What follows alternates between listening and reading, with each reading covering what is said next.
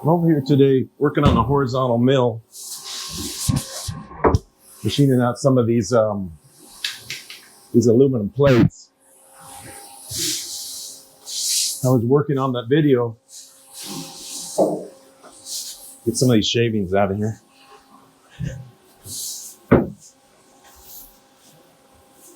Working on the video for this anvil while I'm working on these parts. Over here,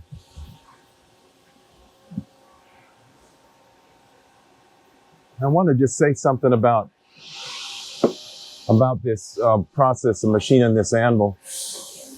It's like, this is just a program I put out as fast as I could on the CAM software, and it's not perfect, and I didn't ever intend it to be perfect. I just used the tooling I had. I didn't want to buy anything new to do this job because it's kind of just a YouTube thing. It's not really a real job for making money, and there's going to be a lot of inefficiencies in this program. I know I'll get comments probably about things like, oh, you don't know how to machine, you're not doing this right, you're not, whatever. I don't really care, as if everything is perfect on YouTube anyway. We get these commenters, most of you are all right, and I shouldn't really make these kind of little rants, I guess, but it is a little bit annoying that everybody's an expert or something. And like the last video I put out, which had to do with depths of cut and finishes, and this is why I don't put feeds and speeds a lot of times on my videos, because there's always an argument about that. Nobody does the same thing as everybody else, and there's always these people that come on with comments, that this works and that, and it might work for you, I don't know. All I can do is show you what I do, and that's all I intend to do with this channel, is just show you how I do things. It's not the best way, it's not even the right way maybe, but it's the way that I've done it, and I've been doing it for many, many years, and so it might have some value to it. I don't know, but I just want to say a few things about this particular video on the Anvil, in that it's not going to be a perfect program. Sometimes I program stuff to show tool path that's kind of interesting, like the 5-axis cut on the round horn. I had to reduce the resolution of that because the first file that came out with was like 6 megabytes. That's about 3 times bigger than the machine's memory. And for some reason, with the way I have hooked up to that machine, I can't figure out how to do a DNC drip feed. I don't really like to do those anyway, because it's like printing out a printout on a printer. Once you've done it, you've lost it, and you have to start from the beginning if you want to rerun things. So I generally avoid those kind of DNC feed, drip feed things. So I tried to get the program to fit in the memory of the machine. In fact, I had to even break it into 2 programs. And I had to reduce the resolution, so the finish looks kind of rough on that particular cut, but the motion of the machine looks neat. But the 5-axis machine work in general, most of the time, unless you absolutely have to do it, is not necessarily the best way to do stuff in reality. Even I noticed that Spree has a new cycle in their newest version of surfacing type machine work, where they position all the axes and just do straight cutting. And you'll see in this video, when I do the square horn, I do that for the most part, and I'm just moving some of the axes, but it's kind of like a 5-axis positional move, and that leaves better finishes in reality than this full 5-axis stuff, at least on this big machine I have, this older machine. Maybe it's not as accurate as one of the little small 5-axis mills. I'm sure it isn't, but in general, I've found that kind of machining is not usually what you use if you can help, unless it's a last resort and you have to do it. So, and you're going to see chatter on tools, you're going to see stuff like that. I didn't take any effort to refine this program in any way. I just made the CAM program and output it and ran it for the most part. And so I know there will be commenters that want to come back and say, oh, you don't know what the hell you're doing or whatever. And I don't really care, This is the way I do stuff. I present what I do. You can like it, you can not watch the video, I don't care. But for the most part, I think most of you do appreciate it. So watch the video, enjoy the video, and if you insist on making comments like that, well, go ahead. But it's not going to make any difference to me the way I do things. So here's the video.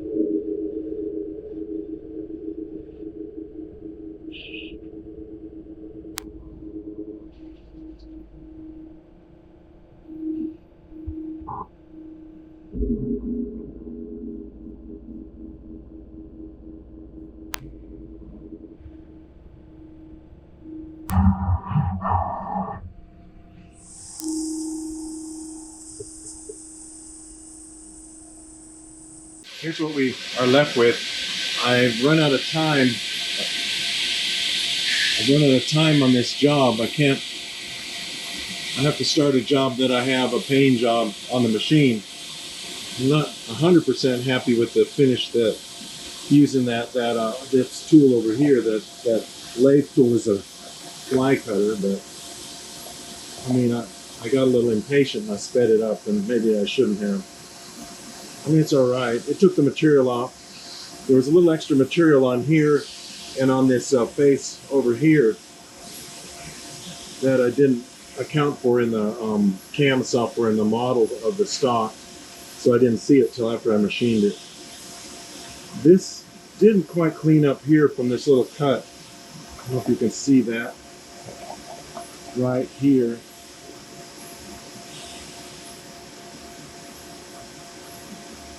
So when I do my when I mill a logo in here, I'll take a little more finish cut on here, and I'll also bring these radiuses to the right size, because that end mill I use for that is too big of a radius for the model's radius. You can kind of see where the corner round ends, and the radius here is too large. So I might fix that. And apparently this didn't clean up from where I roughed it in that big forging, as well as over here, the end of the horn right here. There was an imperfection in the forging here, and it didn't clean up. I'll just cut this down, face it down to here. That'll be all right. The rest of this will in the angle grinder with one of those Scotch-Brite conditioning reels. It'll take all this off and it'll make this look nice. So all I have left to do is put the over here. Put the square hardy hole and the Pritchard hole, and like I said, take a little skim cut on this face and put my logo in here. So, like I said, that's all I have time for right now. I've got to put a job in here, like a paint job. Some Inconel bars, and I got to mill some flats on them. I may make a little video of that too. We'll see. So I got to take this out, and I still got the other piece of material to do the other one. This is only the first one. I've got to make a few modifications to the program I didn't like. And I still got this piece of material here to do. As if you remember, I had two pieces out of that original forging that the larger anvil came out of. So I'm trying to get to this, finish these little anvils up. I've got an induction heat treating thing now. I mean, not heat treating, but an induction furnace for blacksmithing. I might try to heat this face across the top here and see if I can actually heat treat the smaller ones with that. I don't know if I can get it hot enough right in this area with that thing. I'm going to have to experiment a little bit. So I might try that, because this is not really heat treated material. It's 4340, but it's kind of like a commercial heat treat. It's the forging is like normalized, and it's got a little bit of a hardness to it, but it's not really hard enough for an anvil face. This should be at least about 50-55 Rockwell C on the face here to really make a real anvil. So I'll see if I can do that with the induction furnace.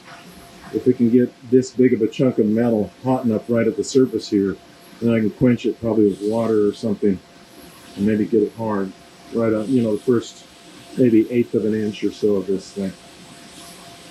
So that's it for now. I'm going to have another video for these other features, unfortunately, because I couldn't get to it like I said. So thanks for watching.